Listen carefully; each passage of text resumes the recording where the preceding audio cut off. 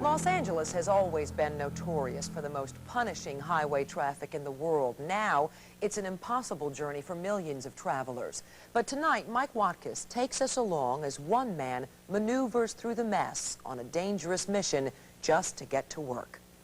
Well, commutes are taking hours. Gridlock seemed to become a reality. Do you remember this is at least a 2-hour delay coming in through the new With all the damage to the California freeways, things are going anything but smoothly. To give you some sense of that, we decided to spend a day in the life with the California commuter, a man named Mark Lindsay. He lives here in Palmdale, California, about 50 miles outside of Los Angeles.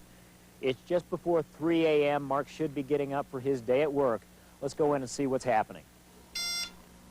And for 35-year-old Mark Lindsay, the sweet dreams end and the real-life nightmare begins with his early morning wake-up call at the top of the hour. His first indication there'd be trouble, finding me in his kitchen. Morning. I bet I was the last thing you expected to see in your kitchen at 3:09 in the morning. But then it's back to his hasty daily routine. Kiss wife Lourdes, kiss the 3 kids. Uh-oh, the 2-year-old's up to see Dad off personally. But soon everyone's back to bed except for Dad, a systems analyst for a company in Los Angeles. His commute before the quake, about an hour and 15 minutes. But since the ground roared and freeways throughout Southern California fell, well, watch your clock and fasten your seat belts. It's only a couple of miles outside his driveway that the first backup begins. Normally the traffic would just be flowing through here. There would be any stop and go or complete stop like we have here right now. There's probably several thousand cars backed up. We're backed up approximately 3-4 miles from where the freeway collapsed. Here's a good shot. Only time to put your makeup on the freeway. Spend more time on the freeway than you spend at home anyway, so you got to make up the difference somewhere. We're looking at a 10 or 11 hour commute for an 8-hour work shift. It's a heck of a way to make a living. It falls into that man's got to do what a man's got to do. And with 3 kids, a mortgage, and a wife who recently lost her job, what Mark must now do is face a 50-hour commute every week until California's freeways are up and running. I don't know if people outside Los Angeles recognize that the impact is going to be here for months, years. I mean, you're the guy who's going to be living the fallout of this earthquake. I have to agree with that statement.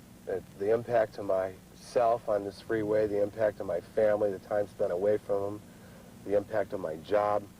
You think it's going to just affect a small little portion where the quake hit, but there's thousands of people out here trying to make a living and get back and forth to their family in the evening. Or, yeah, I agree 100%. Yeah, for a working guy, do you think that employers in Los Angeles are going to be sympathetic to the fact that, hey, you ain't going to make it to work on time every morning?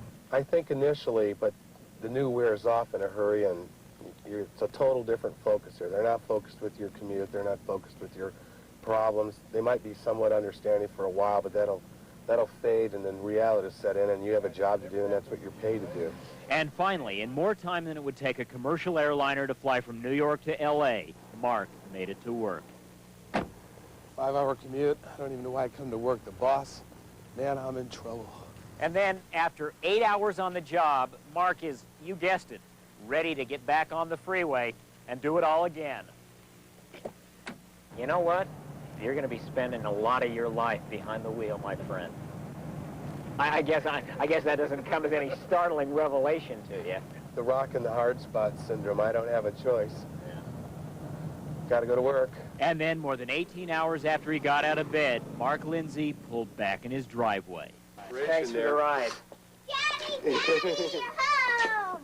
Well, Maureen, as you can see, this is now the day in the life of a man named Mark Lindsay and the day in the life of the California commuter. You can bet the fallout of this earthquake is going to be felt for months and months to come. Back to you. Thanks, Mike. Mark and other commuters are going to get some help. President Clinton has already released $100 million to repair local, city, and state roads in L.A.